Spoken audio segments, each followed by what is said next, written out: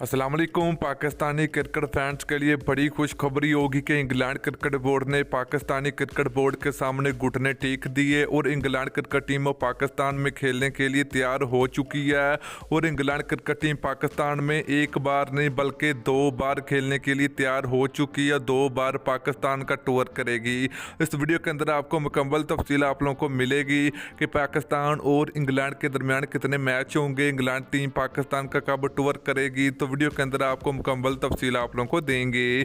तो चलिए दोस्तों, आप लोगों को बताते चलें कि इंग्लैंड क्रिकेट टीम ने पहले पाकिस्तान में खेलने के लिए ऐलान किया था, मगर जब T20 वर्ल्ड कप शुरू हुआ तो इंग्लैंड क्रिकेट बोर्ड ने पाकिस्तान में ना खेलने की एक बड़ी वजह भी बता दी, वो थी सिक्योरिटी। तो दोस्तों सिक्योरिटी तो हमने हल कर दी है न्यूजीलैंड और इंग्लैंड क्रिकेट टीम की। तो अब जो कि इंग्लैंड क्रिकेट बोर्ड ने पाकिस्तान में अपनी टीम भेजने के लिए तैयार हो चुके हैं। तो दोस्तों ये सीरीज 2022 में खेली जाएगी, 2022 के T20 वर्ल्ड कप से पहले होगी। तो जहां पर 7 T20 मैच खेले जाएंगे। तो T20 वर्ल्ड कप के बाद इंग्लैंड टीम फिर पाकिस्तान आएगी।